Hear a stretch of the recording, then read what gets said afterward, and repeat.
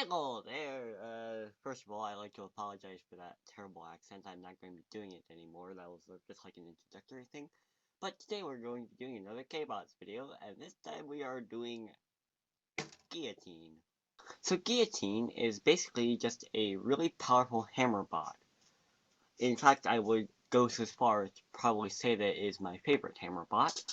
Now you can't exactly see my hands right now, but yeah, I would go as far to say as Guillotine is my favorite hammer bot. It is arguably very powerful. However, I have no exact way to prove this, unless if I do a box thing. At some point I will set up something else to do it, since it's going to be like a 5-clip thing. Anyways, so basically it's a hammer bot. I constructed it sort of from spare parts, but also sort of with like a design concept that designed itself as it came along, basically. So Guillotine basically has a few separate things. It has first a pneumatic system, or at least in the actual real life designs it would be, a pneumatic system that raises its hammer arm so that it can use the back as like a flipper or something. But that also acts as a shock absorber for itself. Now, of course, it is not the best design. Obviously, it would be hidden behind a wall or something. But yeah, then up here, or I'm just going to flip it, that we have a pivot point, and the hammer arm, which is secured, and it doesn't hit the floor, actually, so theoretically, a really thin opponent wouldn't actually be able to do it. Like, my hand here will get hit, but my finger here will not, theoretically. Now, you can fling it forward at a pretty high speed,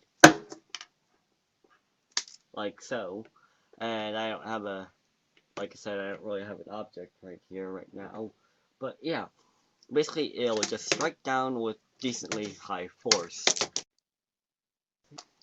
And seeing as it just turned off my recording, you can see how this works.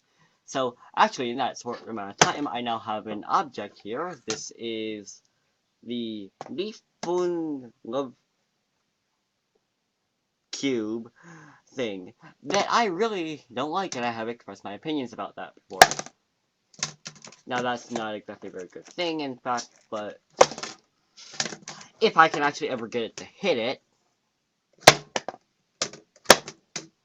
but you can see that it's a lot more powerful than the previous bot I have shown named Scrap Iron, and you can actually see it's dented it like every so little. But yeah, it's a pretty powerful hammer bot, basically. Now, there is 2 separate other configurations, one of which I like to call Rhinoceros, which is literally just it facing the other direction, putting this up a bit, and now you have a flipper. Now, this was originally all one big piece, like one of these gray pieces, but also sort of like this piece. They're flexible. I ended up swapping that out because I couldn't keep it on here because it also went through here, so I changed it out. And that's really been the only upgrade, aside from different armor configurations, which is its current configuration right now. Now, the next configuration I don't have, but it is a vertical spinner, which you can probably imagine as basically just being this. And that just dropped off, so I don't exactly particularly like that.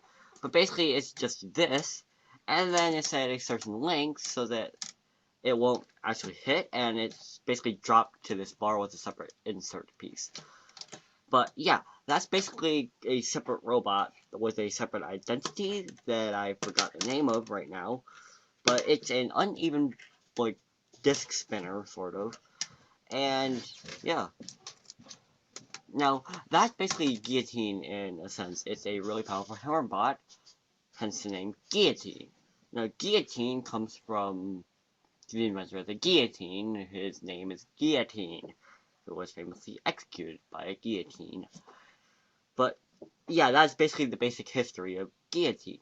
Now, Guillotine is like I said, a very big robot. In fact, I think my classification for him in my virtual tournaments that I have done for myself is, I think, Gigabot, because it's a gigaweight, or super heavyweight. because it's too big to be a heavyweight, but honestly, they all weigh about the same anyways. And there's no real good way to differentiate them. But it is the biggest hammer bot that I have, and that's basically it. But this has been Guillotine, and this has been K-Bots. Have fun watching, and I'll see you next time, where we will discuss a flipper.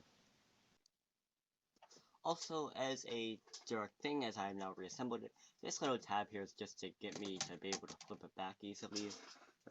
And yeah, it really has no back supports. And this back has commonly actually been used as a wedge. It holds up decently against spinners, but that's really not much.